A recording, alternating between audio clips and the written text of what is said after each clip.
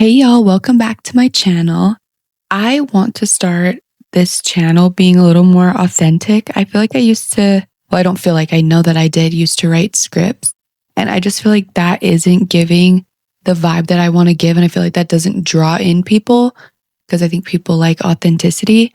So today I want to talk about Nick Viall because I watch his podcast and I noticed something interesting that happened in two of his recent interviews. So the first one was with Annie from Love is Blind. If you're not watching Love is Blind, she was a very messy drunk. You in my life. Like, I want you to be part of it. Like, it's not a need, it's a want. I just want to make that very clear. I think those are things that we understand. No, but these are not things that, it's like, Nick, I don't need you. I love you. I love you so much. I love you. I love you. I just babe, I love you. How much I love you. I love you so much. I love you. I love you. I love you too. And her partner were very conservative. Like, I don't care what anybody says about being liberal, conservative. They were conservative. And, people are allowed to have their opinions. That's what I feel like anyways. And so they were talking about how they would feel if their child came out as gay. How would you react if at some point your child told you they were LGBTQ+? No matter what, I'm always going to love my kids. But, I can't tell you I would be the first person to be like, yay! You know what I mean? I do know exactly what you mean. I'll support my kids, but making sure that they're, informed. Do you know what you're doing? Do you know what you're getting into? Do you know what you're signing up for? Hey guys, it's Nick here from Love is Blind, and yeah, there's a lot of things that we could talk about, but something I want to address that's been deeply impacting me over the last couple days has been the gay kids and gay love conversation that happened during episode 4. And the studios reached out and said, look, tell people that it was cut up, and it's meant to agitate, right? Yes, it was, and that conversation was very heavily sliced and diced, but call me shallow and call me horny and that I have no depth of character, I can take that. It's reality TV, it's fair game. But don't put something together that's going to agitate an already marginalized group of people. But I'm taking accountability for that too, because there's a lot that I didn't understand. And that's when Annie and I were talking about what is a fad, that was over introducing sexual content and material to kids shows at a young age, or the idea of gay identity. But the way I grew up and the culture I was raised in was that you have experiences and you make decisions based on those experiences, and we all love you regardless for that. I don't think there's anything wrong with not wanting your kid to be gay, and there's nothing wrong with not agreeing with that lifestyle. You don't have to I don't agree with people doing drugs. So people can agree and disagree on stuff. Nobody should be forced to think anything. And this is where I have a problem with Nick Viall, because during the interview with Annie, he asked her about this, but he prefaced it in almost a threatening way by saying that I know that I have family members that don't think being gay is just like a phase or a fad. One thing we did want to ask you, obviously there's been a scene, I'm sure you know what we're talking about, that has been highly talked about, highly criticized, the scene in the pods with you and Nick, where Nick asked you if you were to have a child in the queer community or identify as part of the queer community, how you would feel about that. Obviously, a lot of people found your response to be insensitive. Obviously there's a lot of people in my life that I love, friends and family, who certainly don't think who they love is a phase or anything like that. So I just wanted to give you an opportunity and wanted you to ask, watching that back, first of all, is there anything you want to say in response to your comments? The floor is yours. Yeah, absolutely. I think it's in the pod, they're asking us really hard questions because they want us to find a partner. These are different things that they kind of bring up. And so by Nick asking me what I would do if my child came out to me as LGBTQ, I paused because I have a lot of people, my family, I have a lot of friends that are also queer in the community. And I think for me, my answer, it was that pause that people are really upset about. The answer is I would love my kids no matter what. I would support them in anything that they do. And this group of people is already fighting adversity. They're already kind of struggling. They're having to face these, people that don't accept them.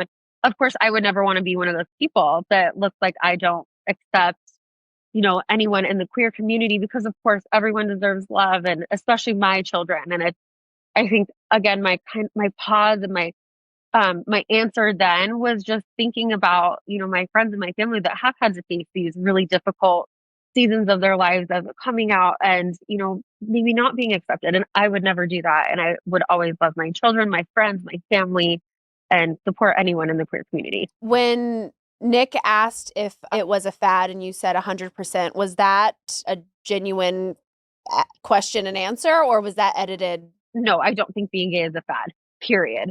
However, that part of that conversation is, it actually was clipped from another part that we were talking about. We were talking about something very different, and it just happens to be, because you can see it, do you think it's a fad?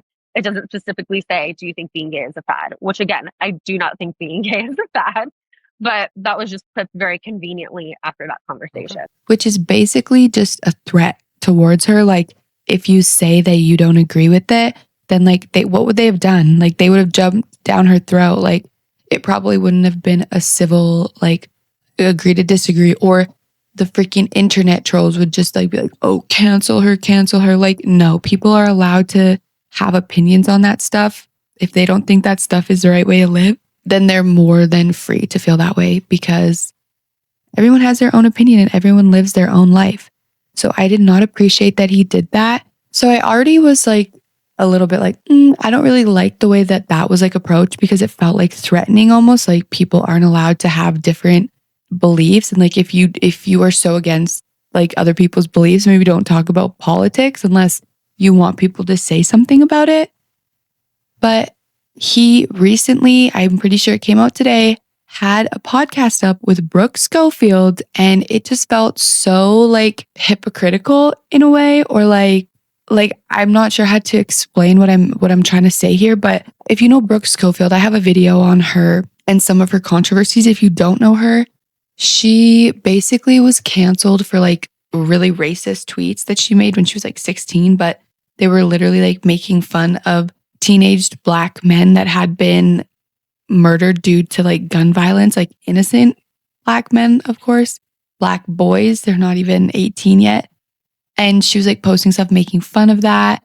And like, basically she said she grew up like conservative, but I'm not sure like when being conservative meant being racist. I can see how the two are kind of crossed, because I think most people are actually like centrists on the whole situation. I agree with some stuff, I don't agree with other stuff, or maybe in this scenario I do. Everything is up for debate when it's different scenarios, having like a one size fits all model, like that's just not how anything works. But anyways, she was racist, like, and she probably still is low key to this day. Cause like, do you ever really change?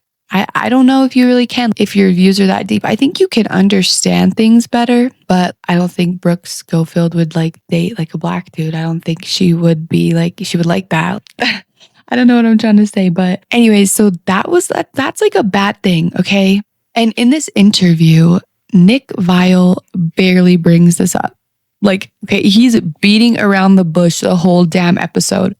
I will play a couple clips here of him just like word fucking vomit salad, like making no sense, going on and on for years, when like you could just get to the question and ask it. Finally had to From an outsider's point of view, like not knowing a ton about you prior to this interview, or even Tana, but like, just like me, it's just like you can be aware of me but not know a lot about me. And just like, you two, you guys are so prevalent on the internet and have huge fan bases that it's very easy when you're that much in the public eye for people to have different perceptions of you. Mm-hmm. But you obviously just referenced being caught up in controversy in the past. Tana has been caught up in controversy and things like that, and she's also considered a polarizing character. I'm just curious, like, how did you guys come up with the name Canceled? Ended up just accidentally manifesting some other serious major cancellations, which I would have loved to do without. But when you make a mistake, you need to hold yourself accountable and learn from past mistakes. And I'm sure you've thought a lot about wanting to do things differently. But do you feel like how your show, whether it's the title or just the content you talked about, do you feel like it manifested how things played out in reality? 100%. And obviously you've been through some traumas lately, some of which you've acknowledged are self-induced, your fault, but like there's always an opportunity to learn and move forward. And hopefully like there's an opportunity to learn from you. Do you feel like your audience members, because a lot of them I think are young and look up to you and Tana, do you feel like people have learned from your and Tana's mistake? Yeah, I hope so. I hope at the very least, like people have noticed like the weight of your words, like specifically even things I've said, so many years ago can have so much impact, like, 10, 15 years later. And there's so much of that happening right now. People who are doing it right this second who don't understand like or know that, maybe down the line they won't mean that anymore or like they're going to regret it and it could really hurt somebody. So I hope that people just, have more of a filtration process than at least I did. I mean, I would like for people to see that you can grow and like maybe if you were once somebody who wanted to bully or make other people feel bad or whatever it is, like you can decide one day you don't want to anymore and that's fine. You have done and had to apologize for. When you think of regret, or more importantly, when you think about just like moving forward, you're still sitting here today and from what I could tell, you still have a lot of great things in your life, right? And you have a lot of like privileges and blessings that like a lot of people don't have. But at the same time, you've dealt with some like really difficult things that have really like hurt your mental health. I'm sure at times when you're feeling the weight of the internet coming from you, it's been incredibly scary. And I'm sure you've had regrets or, wondering, or maybe there's been a thought like, why did I even start this podcast? Was it worth it? But now that, some of the dust has settled a little bit, you've moved on from canceled. How do you balance regret versus still being grateful for what you have and then just focusing on learning from mistakes? For a long time, I really struggled with gratitude and feeling grateful for like what I do have because I have so much, you know what I mean? And I have so much privilege and things that I dreamt of. And I felt a lot of guilt for like feeling the way that I did when I knew I had all of this stuff. I mean, do you have regret? Like, I mean, I guess, have you ever been like, I wish I never did any of this? Yeah. Well, and I mean, I'm not talking about specific things, but like, I know it's like a deeper conversation. You've referenced tweets, like the tweets and stuff in the past. Like if someone were to give you the benefit of the doubt to say, maybe this was a younger person and she doesn't think or feel this way, as insensitive, as wrong as those tweets were, people did find them. And it's like, and they wouldn't have found them if you weren't in the public eye. And I'm sure you've had that kind of emotional or mental gymnastics about like, because if you just got a job as like, I don't know, whatever. Nothing like that would have ever happened. Nothing would have happened. And it doesn't make it doesn't eliminate, but I'm assuming that you didn't think that way for a long time. Mm-hmm. And you know what I'm saying? Yeah. I don't regret canceled in any way. I don't regret, anything about like the way that my career has panned out. Of course, maybe if I could go back, I would maybe have, I don't know if I would have wanted to like delete all of that or whatever, because it was such a huge part. I mean, it was a huge learning lesson for me. And it was important to like, I needed to learn that particular lesson, like, and forgive myself for like having felt that way in the past. And it is cliche to say like everything happens for a reason, but like all of that led me to where I am right now. And I'm very, very happy where I am right now. And reasons for wanting to end the podcast, I think. I can't speak for her, but if it were up to me and me alone, it wouldn't have ended. I probably would have just stuck it out just because, I mean, it's so important to my life, especially like financially, like I needed it there. Like for her, it ended because she was, in my opinion, like being dragged into a lot of controversy because of me.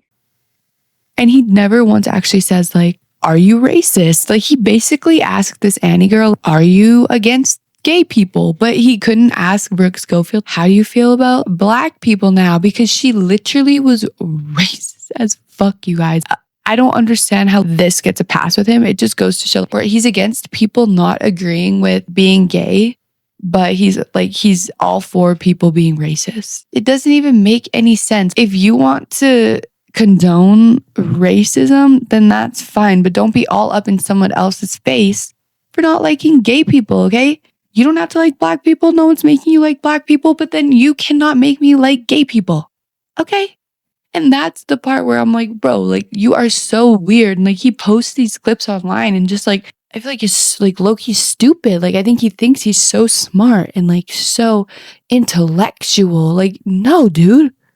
No, it's so dumb. And even like some of the stuff that his wife says on the podcast is so disrespectful to him. Like you can just tell that he's like a goofy. Like what the hell? Like the one time she was talking about she bought this bag and it was her first designer bag when she was in LA and she didn't have enough money to get it. So like first of all, girl, you should probably not be buying a designer bag when you don't even have enough money in your account to cover it.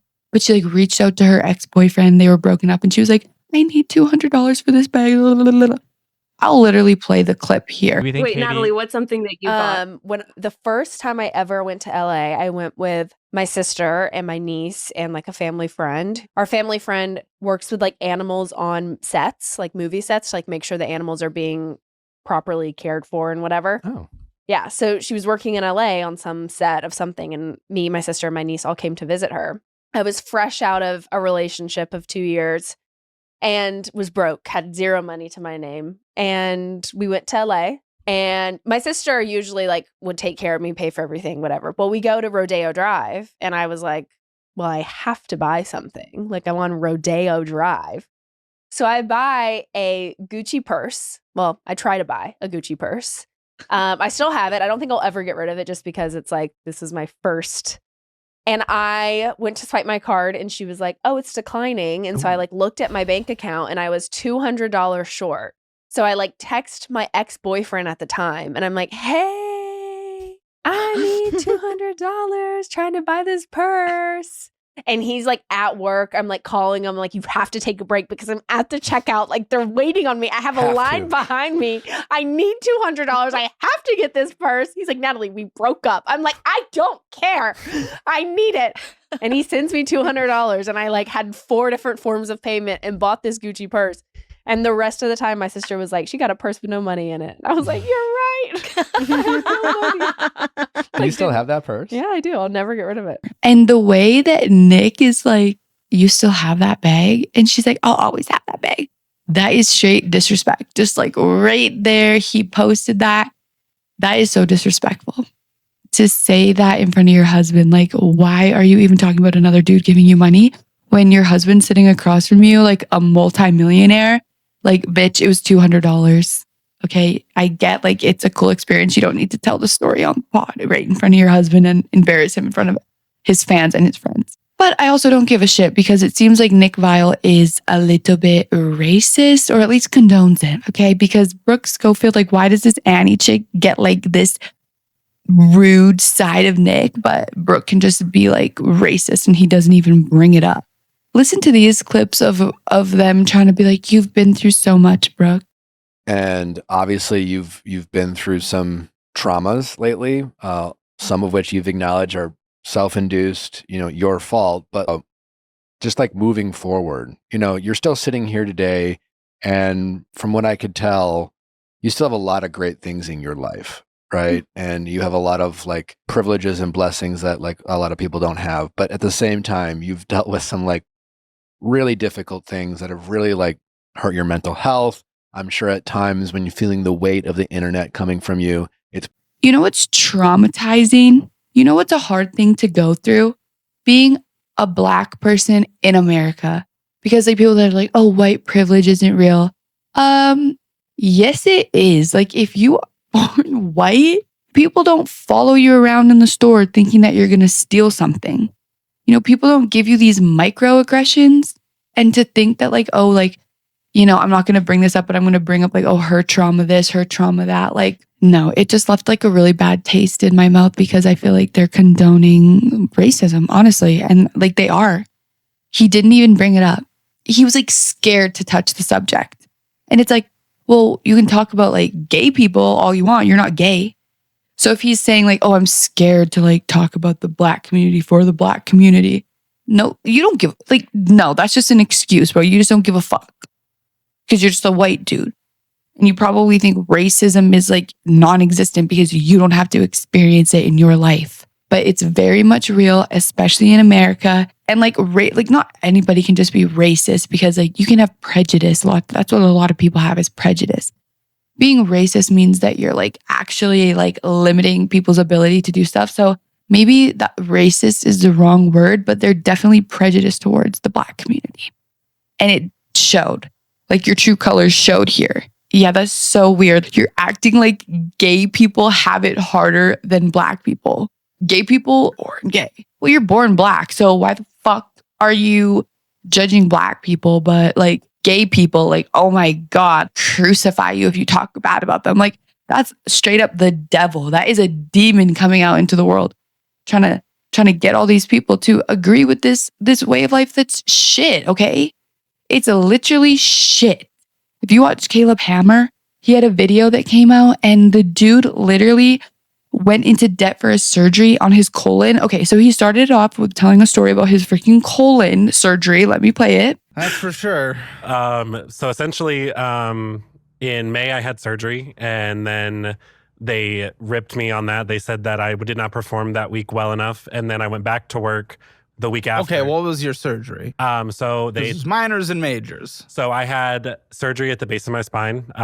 There were cysts that were growing. They're pilonidal cysts, and they were worried that the multitude of them was something more serious.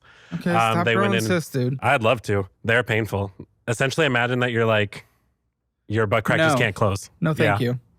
I would not like to imagine. That is a serious illness. Like, this dude is like going through something. Come to find out, this dude is gay. Okay, so where do you think he needed to get colon surgery from? The colon's your butt, right? If you would just not, I think even like in that clip, that guy in Caleb Hammer's video, he's over sexualizing everything. Being gay is low-key a perversion. Pride, and he lied to me the entire time saying they were still open until August. Ooh, maybe he liked the degeneracy of it. Mm-hmm. So they were monogamous from... Wait, until this August. So this just happened? This just happened. This just happened? Yep.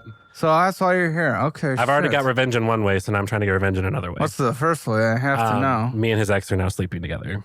And it's worked for school and admissions from December until June. How do you get fired from admissions where you're not admitting enough people? Did you f*** a student? I Don't wanted do to, that. but I didn't. What? I'm going to get canceled for saying all this stuff, but I don't care. And you know why I don't care? Because I'm allowed to speak my opinion if everyone else is allowed to speak theirs and what they think.